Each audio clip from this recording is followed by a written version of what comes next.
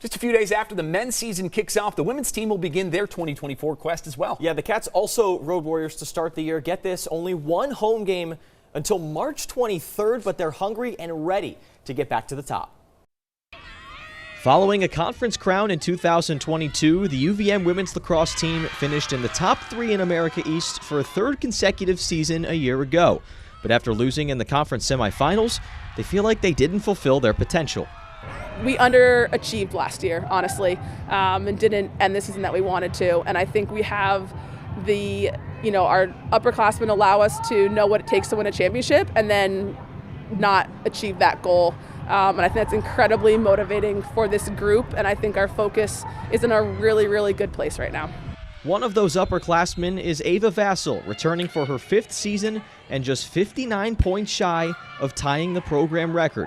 She's one of the team's top 8-point getters from a year ago back this season and says the experience playing with each other in 2023 has paid off as they gear up for 2024.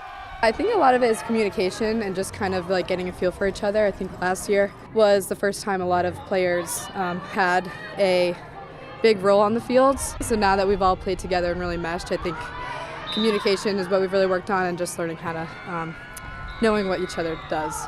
Between the pipes, Vermont loses goalie Sophie McLaughlin, the all-time wins leader for the program. Stepping in are a pair of true freshmen, including A. Lachey from Fairfax, itching to hit the field. But don't expect a full-time starter announcement anytime soon. Yeah, it's going to go into the season. I think, 2 first years what we're going to be relying on throughout the entire year, and just helping them grow. Game experience will be big for them. They're going to have their ups and downs. I anticipate that, and just supporting them through it all. The Cats boast one of the youngest assistant coaching duos in the country. Grace Giancola played for UVM up until 2022, and Caroline Mangan was the Conference Defensive Player of the Year, playing for Fairfield just last season. The two have highly successful resumes as players at the D1 level and provide a familiar voice on the sidelines. They just get it. We played with Grace.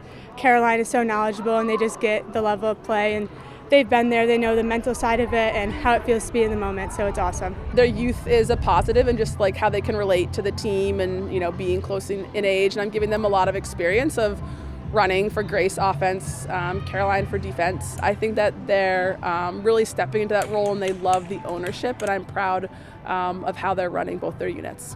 Vermont will open its season with 8 of its first 9 games away from Burlington. A challenge to start the year, but with opportunity to build the necessary blocks to make it back to the top of America East. Getting on the road allows us just to kind of bond and grow as a team, and so I'm going to find some positives there. We're going down south in the beginning of the season. That's something we haven't been able to do in 4 or 5 years. I think that'll be a great experience for this group, and just being together in a hotel, buses, planes, meals. I think that all that is really good team bonding for us, and I think that is going to help propel us through conference and the important part of our season come April. Here's a quick look at the women's LAC schedule to open the season. Those 2 games Coach Dalton Graddick mentioned down south at Coastal Carolina and Gardner-Webb the second weekend of February. They'll come back to New England to square off with Merrimack down in North Andover on the 17th, with the home opener slated for Saturday, February 24th against Long Island.